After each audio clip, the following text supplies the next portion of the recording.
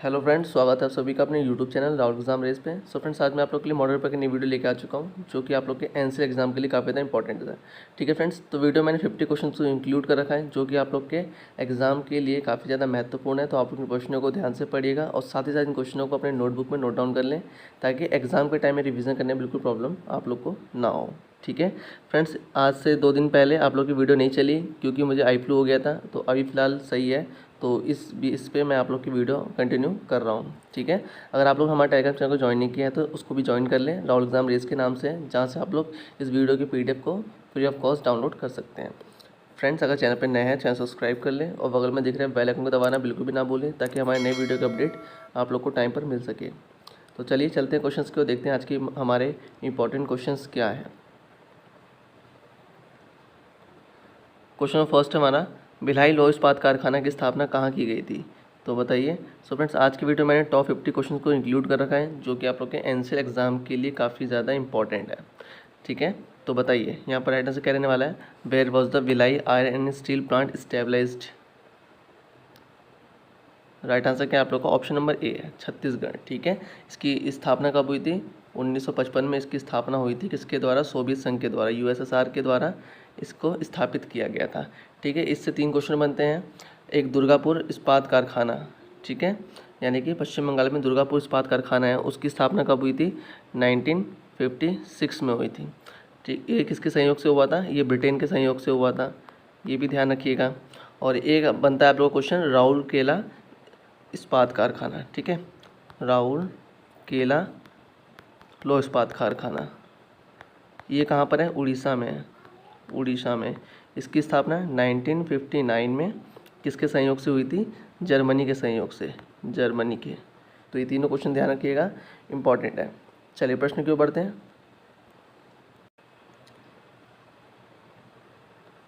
Next question हमारा, लोहा इस्पात में भारत का विश्व में कौन सा स्थान है?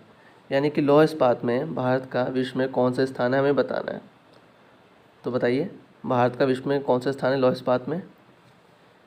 तो राइट आंसर क्या है आप लोग का? ऑप्शन नंबर डी, चौथा स्थान है। चलिए आप लोग का अगला क्वेश्चन है, जावर की खान निम्नलिखित में से किसके लिए प्रसिद्ध है? तो बताइए, जावर की Khan is famous for which of the following? Right answer क्या है आप लोग का? ऑप्शन नंबर सी, जस्ता एवं तांबा। ठीक है फ्रेंड्स, राजस्थान में एक जावर की खान है जो कि जस्ता और तांबा के लिए प्रसिद्ध है। प्रश्न हमारा अगला, मैग्नेटाइट एवं हेमेटाइट निम्नलिखित में से किसके प्रमुख अयस्क हैं? तो बताइए, इंपॉर्टेंट क्वेश्चन है और ये एग्जाम में पूछ लिया जाता है। तो किसके अयस्क हैं ये? ऑप्शन नंबर सी, लोहे के। क्लियर है? चलिए नेक्स्ट क्वेश्चन हमारा, निम्नलिखित में से कौन सा परंपरागत ऊर्जा स्रोत नहीं है? तो बताइए, विच of the following is not a conventional energy source? तो कौन सा कन्वेंशनल एनर्जी सोर्स नहीं है, हमें बताना है दिए गए ऑप्शन में से। तो राइट आंसर क्या आप लोग का? ऑप्शन नंबर सी, ठीक है, पवन ऊर्जा। बाकी क्या है? कोयला, प्राकृतिक गैस और पेट्रोल, ये सब क्या है? कन्वेंशनल एनर्जीज़ हैं। ठीक है, बाकी जो नॉन कन्वेंशनल एनर्जी का सोर्स कौन सा है? पवन ऊर्जा है। चलिए प्रश्न की ओर बढ़ते हैं। अगला, निम्नलिखित में से किसे भारत का रूर कहते हैं? विच of the following called Ruhr of India? तो बताइए, राइट आंसर क्या हो जाएगा आप लोग को? ऑप्शन नंबर सी हो जाएगा, छोटा नागपुर पठारपुर। चलिए नेक्स्ट क्वेश्चन की ओर बढ़ते हैं। निम्नलिखित में से कोयला मुख्यतः कितने प्रकार का होता है? Which of the following is the main type of coal? तो कितने प्रकार का होता है? ऑप्शन नंबर बी बिल्कुल सही होगा, 4 प्रकार का। कौन कौन सा होता है बता दीजिए। तो ये होते हैं एंथ्रासाइट कोयला, बिटुमिनस कोयला, लिग्नाइट कोयला और पिटवा। ठीक है, एंथ्रासाइट, बिटुमिनस, लिग्नाइट, पिटवा, कोयला।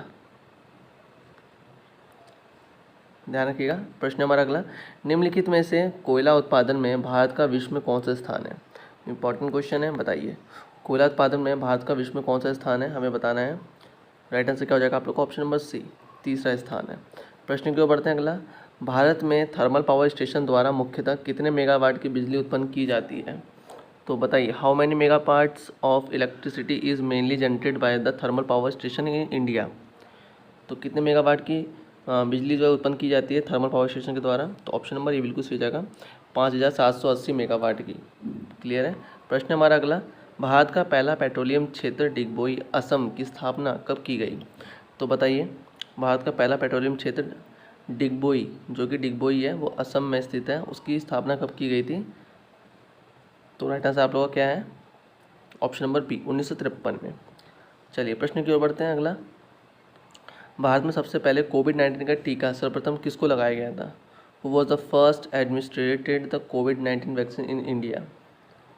सबसे पहले कोविड-19 का टीका किसको लगाया गया था? तो ऑप्शन नंबर ए सही है, मनीष कुमार को। ये कहाँ के रहने वाले थे? ये दिल्ली के निवासी थे।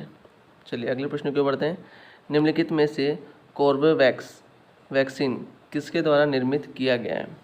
तो बताइए, who among the following has manufactured Corbevax vaccine?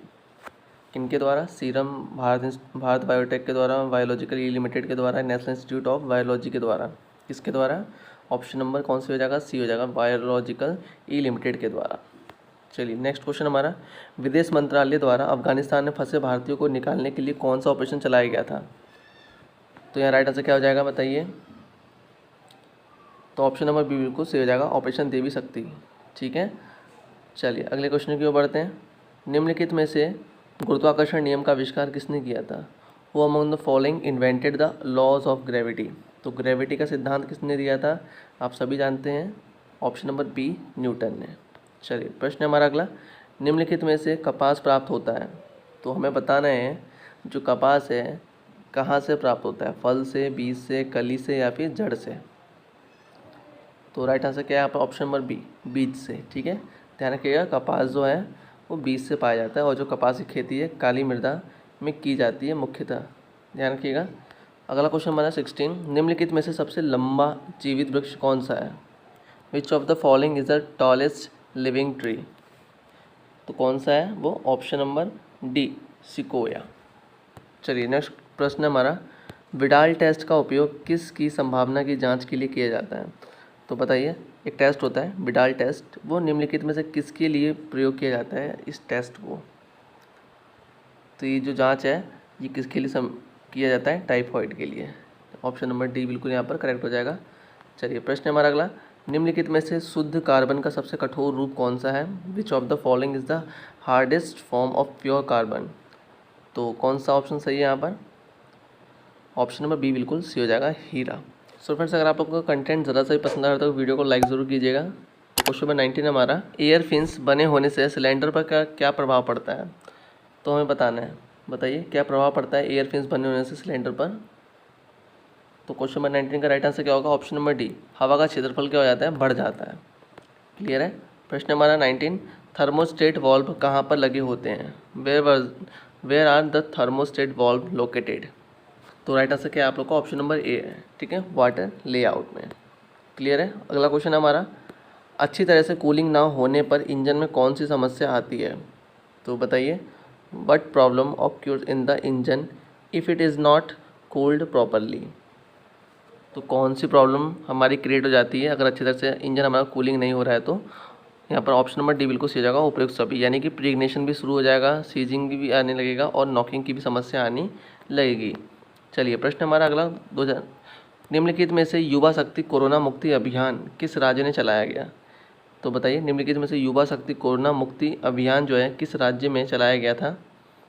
Option number B बिल्कुल सही हो जाएगा, मध्य प्रदेश स्टेट ने इस अभियान को चलाया था। क्वेश्चन नंबर 23 हमारा, स्टीयरिंग स्पिंडल और स्टीयरिंग नकल असेंबली पर एक्सल छोर है, यानी कि हमें बताना है स्टीयरिंग स्पिंडल और स्टीयरिंग नकल असेंबली पर जो होते हैं ये एक्सल पर किस इनकी स्थिति क्या होती है हमें बताना है। ठीक है, तो टिका हुआ होता है, क्लैम्प किया गया होता है, या ए एंड बी दोनों इनमें से कोई नहीं? तो ये क्या होता है? टिका हुआ होता है, यानी कि जो स्टीयरिंग स्पिंडल और स्टीयरिंग नकल असेंबली होती है वो क्या होता है? एक्सल पर क्या होता है? टिका हुआ होता है। ठीक है, तो ध्यान रखिएगा। चलिए प्रश्न हमारा अगला, निलंबन प्रणाली के मुख्य स्प्रिंग में रबड़ बफर क्यों प्रदान किया जाता है? तो बताइए, क्वेश्चन 24 का राइट आंसर क्या हो जाएगा? निलंबन प्रणाली के मुख्य स्प्रिंग में रबड़ बफर क्यों प्रदान किया जाता है? तो ऑप्शंस का कौन सा हो जाएगा? बी, चेसिस फ्रेम को भारी झटकों से बचाने के लिए निलंबन प्रणाली में स्प्रिंग में रबड़ बफर का प्रयोग किया जाता है। प्रश्न हमारा अगला, निम्नलिखित में से गजन पिन या फिर जिसको हम क्या कहते हैं पिस्टन पिन भी कहते हैं, उसका कार्य क्या है हमें बताना है। Which of the following is the function of the thrust pin या पिस्टन पिन? तो राइट आंसर क्या आप लोग का ऑप्शन नंबर डी हो जाएगा, पिस्टन को कनेक्टिंग रॉड से जोड़ना। ठीक है, प्रश्न हमारा अगला, निम्नलिखित में से स्कैवेंजिंग में दोनों वॉल्व किस अवस्था में होते हैं, हमें ये बताना है। तो क्वेश्चन नंबर 26 का राइट आंसर क्या होगा, इंपॉर्टेंट क्वेश्चन है। तो स्कैवेंजिंग के टाइम में दोनों वॉल्व कैसे होते हैं, खुले हुए होते हैं। ऑप्शन नंबर ए बिल्कुल सही हो जाएगा। प्रश्न हमारा अगला, निम्नलिखित में से वॉल्व टाइमिंग क्या होती है। तो विच of the following is valve timing. तो बताइए वॉल्व टाइमिंग किसे कहते हैं। दिए गए ऑप्शन में से राइट आंसर क्या रहने वाला है। तो क्वेश्चन 27 का राइट आंसर है आप लोग का, इनलेट वॉल्व तथा एग्जॉस्ट वॉल्व का निश्चित समय पर खोलने की व्यवस्था ही क्या कहलाती है, वॉल्व टाइमिंग कहलाती है। क्लियर है। क्वेश्चन 28 हमारा, निम्नलिखित में से किसमें एग्जॉस्ट वॉल्व खुल जाते हैं। तो बताइए, in which of the following the exhaust valve are opened. तो साफ साफ पता चल रहा है एग्जॉस्ट के टाइम में ही। क्लियर है। चलिए क्वेश्चन नंबर 29 हमारा, किस प्रकार के क्लच का प्रयोग भारी कमर्शियल वाहन में किया जाता है। किस में बताना है हमें, भारी कमर्शियल व्हीकल्स में बताना है कि किस प्रकार क्लच का यूज़ करते हैं। Which type of clutch is used in heavy commercial vehicle. तो ऑप्शन नंबर बी बिल्कुल सही जाएगा, मल्टीप्लेट फ्रिक्शन क्लच। चलिए बढ़ते हैं प्रश्न की ओर अगले। सो फ्रेंड्स क्वेश्चन 30 हमारा, निम्नलिखित में से कौन सा hydraulic single plate clutch system का भाग नहीं है। तो बताइए यहाँ पर राइट आंसर कहने वाला है, which was the following is not a part of hydraulic single plate clutch system. तो कौन सा भाग नहीं है, ऑप्शन नंबर सी बिल्कुल सही हो जाएगा, बॉल क्रैंक लीवर नहीं है। बाकी सब क्या है, उसके भाग है, मास्टर सिलेंडर हो गया, स्लेव सिलेंडर हो गया, फ्लूइड फ्लेक्सिबल पाइप हो गया। चलिए प्रश्न हमारा अगला, क्लच प्लेट निम्नलिखित में से किसके बीच लगे होते हैं। तो बताइए, the clutch plate is located between which of the following. किसके बीच में होते हैं, ऑप्शन नंबर सी बिल्कुल सही हो जाएगा, फ्लाई व्हील तथा प्रेशर प्लेट के बीच में क्लच प्लेट रहते हैं। चलिए प्रश्न हमारा अगला, 30 परिणामों का औसत 20 है तथा अन्य 20 परिणामों का औसत 30 है।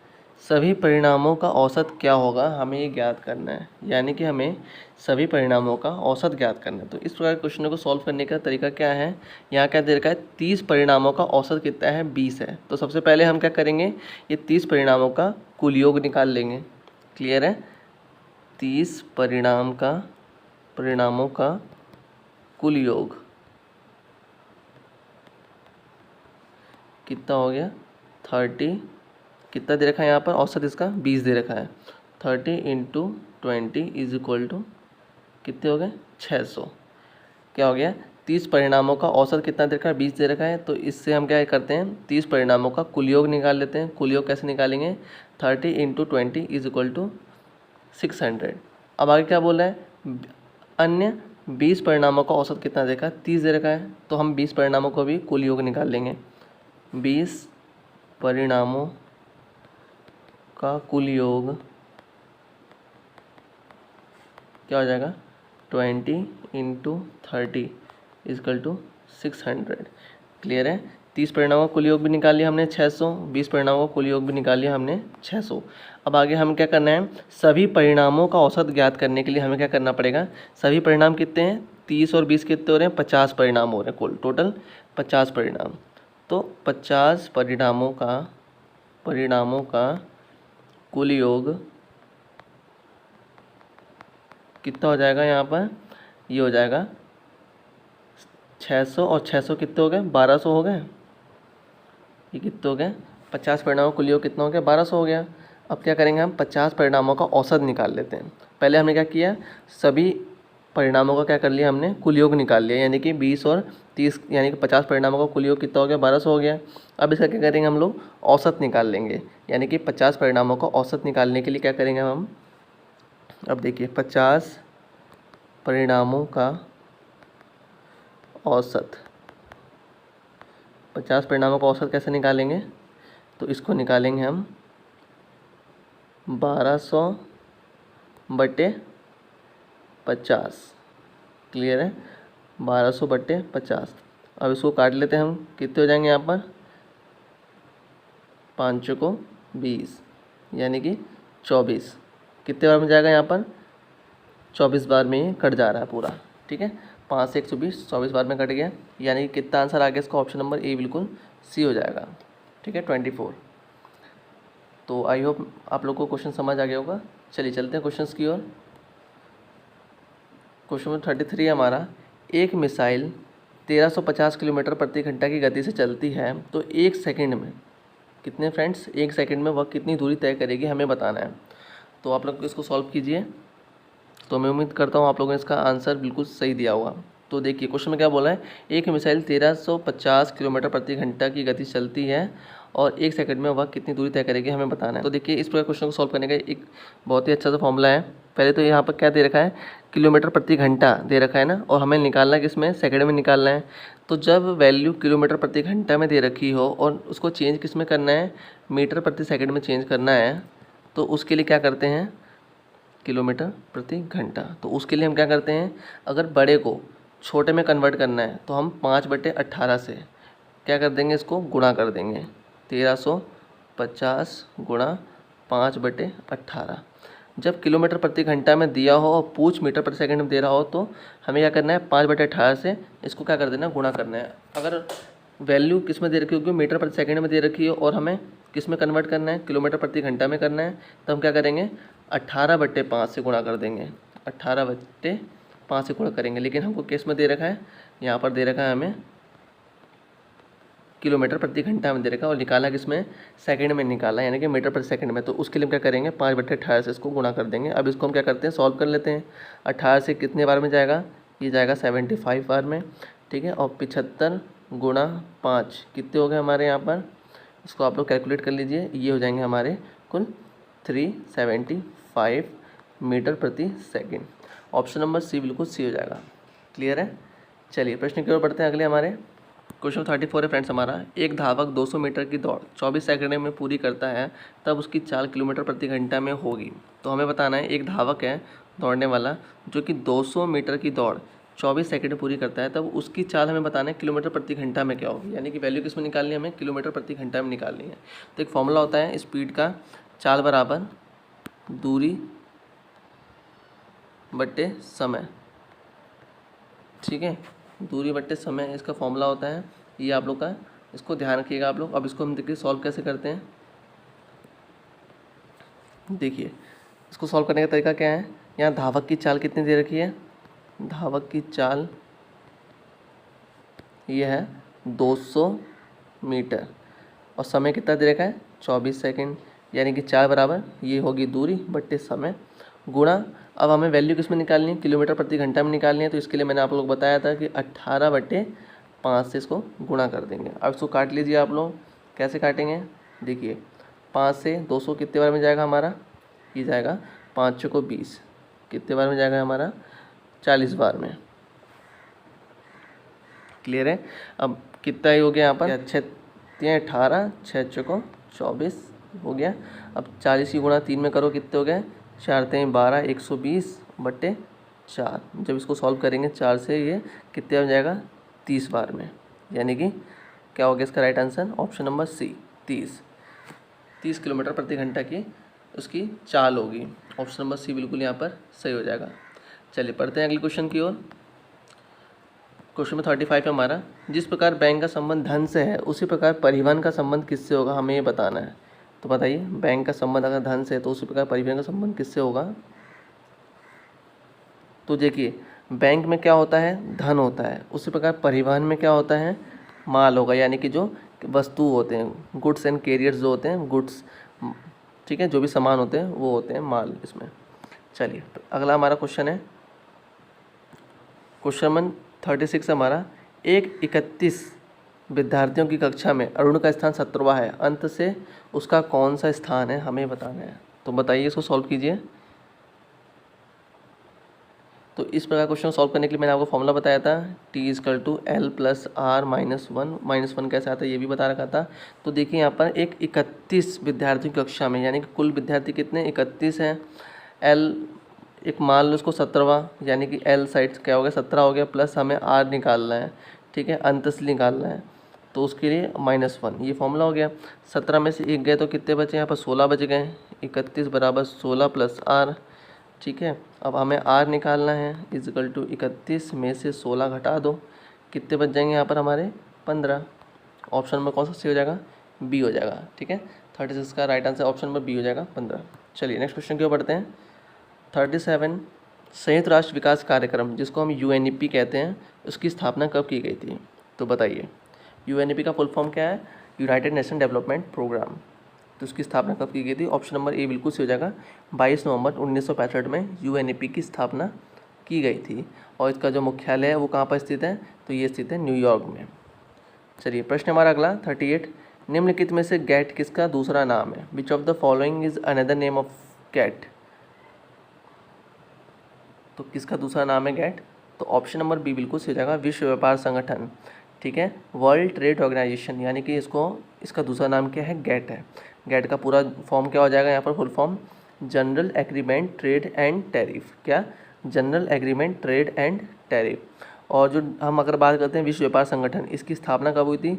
1 जनवरी 1955 में इसकी स्थापना हुई थी। इसका जो हेडक्वार्टर मुख्यालय वो कहाँ है? जेनेवा में है। ठीक है, तो ध्यान रखिएगा ये सारे क्वेश्चंस। चलिए बढ़ते हैं प्रश्न की ओर अगले हमारे। निम्नलिखित में से रेमन मैग्सेसे पुरस्कार की शुरुआत कब हुई थी? तो बताइए, रेमन मैग्सेसे पुरस्कार की शुरुआत कब हुई थी? ऑप्शन नंबर ए बिल्कुल सही हो जाएगा। 1957 में किसके द्वारा? फिलीपींस सरकार के द्वारा रेमन मैग्सेसे पुरस्कार की शुरुआत की गई थी। ठीक है, और जो रेमन मैग्सेसे पुरस्कार है इसको क्या बोलते हैं हम? एशिया का नोबेल भी कहते हैं। क्या? एशिया का नोबेल किसे कहते हैं? रेमन मैग्सेसे पुरस्कार को कहते हैं एशिया का नोबेल। और सर्वप्रथम रेमन मैग्सेसे पुरस्कार पाने वाले प्रथम व्यक्ति कौन थे? विनोबा भावे। विनोबा भावे, ये भी ध्यान रखिएगा। चलिए प्रश्न की ओर बढ़ते हैं अगले हमारे। क्वेश्चन 14 है, भारत के प्रथम चुनाव आयुक्त कौन थे? Who was the first election commissioner of India? Important question है फॉर योर एग्जाम। तो कौन थे? ऑप्शन नंबर बी बिल्कुल सही हो जाएगा, शिव कुमार सेन। चलिए प्रश्न हमारा अगला क्वेश्चन 41, निम्नलिखित में से ताता पानी जो कि छत्तीसगढ़ में स्थित है किसके लिए प्रसिद्ध है? बताइए। तो ताता पानी प्रसिद्ध है किसके लिए? ऑप्शन नंबर ए बिल्कुल सही हो जाएगा, कोयले के लिए। चलिए प्रश्न हमारा अगला क्वेश्चन नंबर 42, केंद्रीय मरुस्थल क्षेत्र शोध संस्थान कहाँ पर स्थित है? बताइए। Where is the central desert area research institute located? तो ऑप्शन नंबर सी बिल्कुल सही है, जोधपुर में। चलिए प्रश्न हमारा अगला, भारत आने वाला सबसे पहला प्रजाति समूह कौन सा है? Which is the first ethics group of come to India? कौन सा है? ऑप्शन नंबर सी बिल्कुल सही हो जाएगा, निग्रो जनजाति। और भारत में आने वाला सबसे अंतिम प्रजाति समूह कौन सा है? नार्डिक है। ये भी साथ में ध्यान रखिएगा। प्रश्न हमारा अगला, निम्नलिखित में से यूनिसेफ और दो चीज़ और हैं, मध्य प्रदेश में रहने वाली जो गौड़ जनजाति है वो भारत की सबसे बड़ी जनजाति है। और सेंटिनली कहाँ पाई जाती है जनजाति? ये अंडमान निकोबार की जनजाति है। तो ये भी ध्यान रखिएगा, बताना भूल गया था। क्वेश्चन 44 है हमारा, निम्नलिखित में से यूनिसेफ दिवस कब मनाया जाता है? तो बताइए, यूनिसेफ दिवस कब मनाया जाता है? ऑप्शन नंबर डी बिल्कुल सही हो जाएगा यहाँ पर, 11 दिसंबर को। प्रश्न हमारा अगला, दिल्ली हाई कोर्ट की प्रथम महिला मुख्य न्यायाधीश कौन थी? Who was the first women chief justice of Delhi high court? तो क्वेश्चन का जवाब बिल्कुल सोच समझ के दीजिएगा, जल्दबाजी में कहीं ऑप्शन नंबर ए या सी मत लगा देना। तो इसका राइट आंसर क्या हो जाएगा आप लोग का? Option number B, Gorla Rohini. ध्यान रखिएगा, दिल्ली हाई कोर्ट के बारे में पूछ रहे हैं। प्रश्न हमारा अगला, मत देने का अधिकार का उल्लेख किस अनुच्छेद में किया गया है? In which article is the right to vote mentioned? तो किस अनुच्छेद में, किस आर्टिकल में किया गया है? तो ऑप्शन नंबर ए बिल्कुल सही हो जाएगा, अनुच्छेद 326 में। क्लियर है? चलिए प्रश्न की ओर बढ़ते हैं अगले। क्वेश्चन नंबर 47 है, निम्नलिखित में से किसको संविधान की कुंजी कहा जाता है? Which of the following is called the key to the constitutions? तो किसको कहा जाता है? ऑप्शन नंबर बी बिल्कुल सही हो जाएगा, प्रस्तावना को। ध्यान रखिएगा, जो प्रेम्बल्स होते हैं, प्रस्तावना जो होती है उसको क्या कहा गया है? संविधान की कुंजी कहा गया है। प्रश्न हमारा अगला, अकबर का प्रधानमंत्री या फिर संरक्षक कौन था? Who was the prime minister and protector of Akbar? तो कौन थे? तो ऑप्शन नंबर यहाँ पर सी बिल्कुल सही हो जाएगा, बैरम खां। ध्यान रखिएगा, बैरम खां क्या थे? अकबर के प्रधानमंत्री एवं संरक्षक के रूप में कार्य करते थे। क्वेश्चन नंबर 49 है हमारा, महात्मा गांधी जी ने दक्षिण अफ्रीका में क्या, कहाँ पर? ये भी ध्यान रखिएगा, दक्षिण अफ्रीका में भारतीय नेटाल कांग्रेस की स्थापना की थी। तो कब की थी हमें बताना है। तो कब की थी? ऑप्शन नंबर ये बिल्कुल सही हो जाएगा, 1894 में महात्मा गांधी जी ने दक्षिण अफ्रीका के अंतर्गत क्या किया था? भारतीय नेटाल कांग्रेस की स्थापना की थी। प्रश्न हमारा 15, गांधी जी का पहला समाचार पत्र जो कि क्या है? Indian opinion. ठीक है, यहाँ इंडियन होगा, इंडियन ओपिनियन कहाँ से प्रकाशित हुआ था, तो बताइए। तो ये हुआ था ऑप्शन नंबर बी, दक्षिण अफ्रीका से। चलिए प्रश्न हमारा अगला, जो कि आप लोग का सरप्राइज क्वेश्चन, जिसका आंसर आप लोग कमेंट बॉक्स में ज़रूर दीजिएगा। किसे grand old man of India कहा जाता है? Who is the called grand old man of India? So friends, ये थे आप लोग के आज के टॉप 50 क्वेश्चन, जो कि आप लोग के एग्जाम पॉइंट ऑफ व्यू से काफ़ी ज़्यादा इंपॉर्टेंट है। तो आप लोग इन प्रश्नों को ध्यान से पढ़िएगा, ठीक है, और लास्ट में मुझे अपना स्कोर ज़रूर शेयर कीजिएगा। सो फ्रेंड्स, आई होप आप लोग को आज की वीडियो पसंद आई होगी। तो मिलते हैं नेक्स्ट वीडियो में कुछ नए इंपॉर्टेंट क्वेश्चन। तब तक के लिए bye bye, take care, Vande Mataram, जय हिंद।